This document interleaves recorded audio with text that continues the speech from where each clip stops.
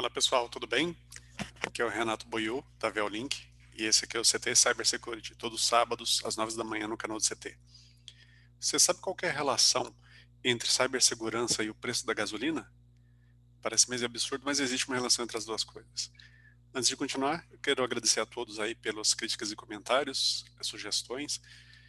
Peço que vocês deem um like, se inscrevam no canal do CT para receber as notificações dos programas que o CT coloca. Muita informação interessante, muita educação, muito conhecimento da área de segurança, tanto física quanto virtual. Então aproveitem essa oportunidade que é muito boa. No episódio 24, eu falei sobre a relação que existe entre a cibersegurança e a segurança do mundo real, do mundo físico. Então esse é um assunto que sempre vem à tona, é um assunto que ocupa muito tempo daquelas pessoas que trabalham com segurança e com cibersegurança, a ASAS, ou ASIS, que é a maior organização mundial dos profissionais de segurança, sempre fala desse tema em seus webcasts, dos seus seminários, os seus participantes sempre estão se atualizando em relação a isso. E nesse episódio 24 eu mencionei dois casos relativamente recentes e bem importantes, que afetavam uma usina de compressão de gás natural e um outro uma usina de tratamento de água. E nos dois casos existia um ataque cibernético, um ataque de um elemento criminoso, chegando próximo, não necessariamente chegando ao ponto de afetar o mundo físico propriamente dito, mas chegando muito próximo disso. Então, é, os criminosos eles chegam a invadir a rede operacional e não só aquela rede de informações, de tecnologia da informação, rede de e-mail, etc., arquivos. Chegando próximo aos sistemas de atuação. Então, se você ainda não assistiu, assista aí o episódio 24, você vai entender melhor do que eu estou falando. O que aconteceu agora foi um caso nos Estados Unidos, que quem foi afetado foi uma grande empresa de transporte de combustível, de gasolina. Então, eu vou mostrar para vocês aí a notícia, bem interessante. Então está aqui, da agência Reuters, a notícia. E aí foi um ataque que foi feito do tipo ransomware, então de novo dados foram criptografados. Essa empresa aqui, ela optou por não revelar muitos detalhes, né, de como que foi o vetor de ataque, como que começou a criptografia, como que funcionou o início desse problema. Mas o presidente dos Estados Unidos, o Biden, recebeu como informação que foi um ataque que foi na jugular da infraestrutura americana. Eu já vou falar por quê. Então, a empresa chama Colonial Pipeline, então é a empresa de transporte de combustíveis. No Brasil, um equivalente seria a Transpetro, né, para a gente fazer uma relação. Ela opera na costa oeste, na costa leste, desculpa, dos Estados Unidos, então região de Nova York, por exemplo. Eu vou mostrar um mapinha, é bem grande os dutos que eles têm de combustível, né? E é, é importante que mais ou menos metade do combustível dessa costa leste, ou seja, metade dos Estados Unidos, foi afetado por esse ataque. Então, veja o tamanho da infraestrutura que foi afetada, o impacto que causou esse tipo de ataque. Então, os hackers eles foram, invadiram uma rede, e aí a decisão que a empresa tomou, por precaução, foi desligar a linha de transmissão, a linha de transporte de combustível, né? O duto de combustível. E aí, o que aconteceu? Menos combustível, menos oferta, a demanda se mantém ou aumenta, preço aumenta. Então, o preço nas bombas de combustível da costa leste subiram. E todo mundo, não vou politizar aqui, mas todo mundo sabe, os Estados Unidos é um país movido a veículo, movido a combustível.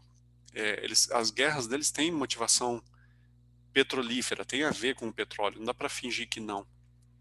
Várias tiveram, né? Então, imaginem só,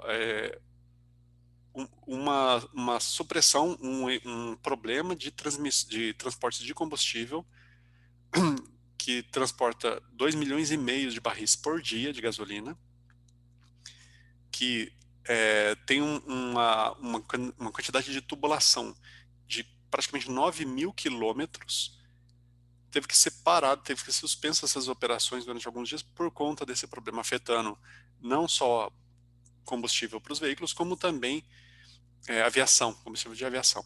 Então, realmente um ataque que o ataque em si pode não ter sido de proporções gigantescas, mas o efeito foi catastrófico. Então, fez subir o preço do combustível, gera uma inflação, sobe o preço de tudo, né? Isso aqui que não chegou ao ponto de ter exploração no mundo físico, então não chegou ao ponto de afetar um sistema de controle e comando. Imagina uma válvula ou alguma coisa como aqueles, como eu falei no programa 24. Teria algum problema que poderia gerar uma explosão ou um derramamento de combustível, por exemplo, seria trágico. Não chegou nesse ponto, mas chegou num ponto muito sério que foi essa falta de oferta de combustível e o aumento do preço na bomba. O grupo que fez a invasão, que fez o ransomware, se chama DarkSide, e tudo indica que é um grupo russo. Se é um grupo que tem ou não algum apoio estatal não está claro ainda, mas é um grupo que ele fez a invasão, criptografou os dados, exigiu pagamento em Bitcoin. Até então, do que foi divulgado não foi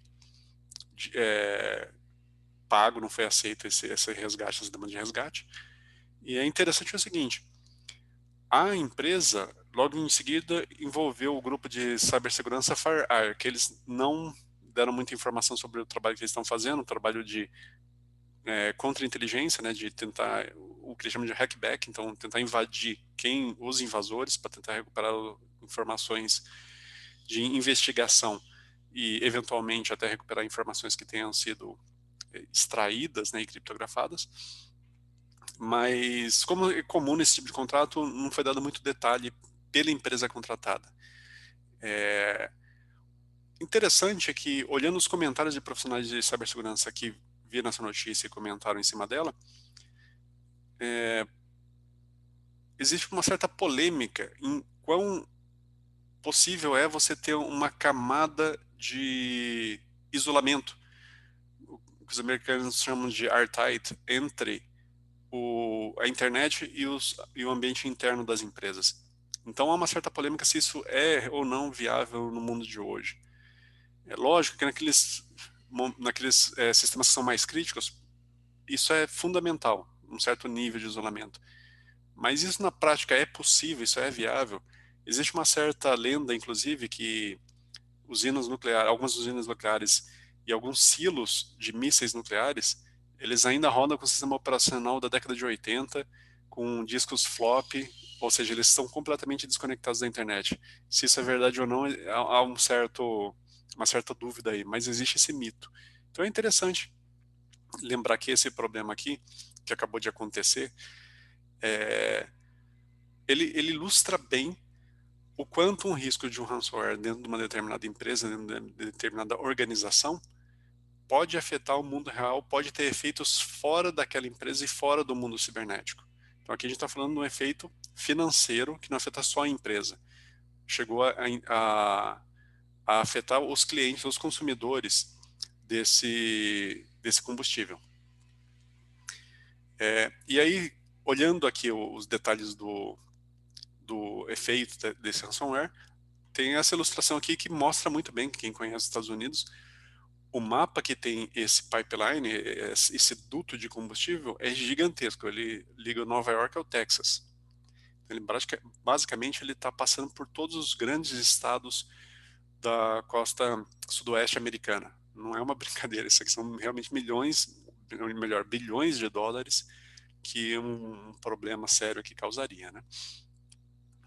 Outro ponto interessante é assim, quando os analistas de cibersegurança olham esse caso aqui, principalmente os analistas de segurança governamental olham este caso, eles rapidamente classificam isso como terrorismo. Então, invadir um elemento de infraestrutura tão estratégico como combustível para os Estados Unidos, isso foi classificado como um ato terrorista não oficialmente. O governo americano não fez essa classificação porque é uma classificação que exige certas ações em seguida. Mas os analistas independentes, eles consideram que isso tem se não claramente um modo de terrorismo, tem elementos de terrorismo envolvido. E terrorismo aí de uma potência estrangeira, de elementos de uma potência estrangeira. Bom, esse é o assunto de hoje. Espero que tenham gostado. Se tiverem alguma dúvida, sugestão ou crítica, comentário, fiquem à vontade para entrar em contato comigo e fiquem em segurança aí. Tchau, tchau.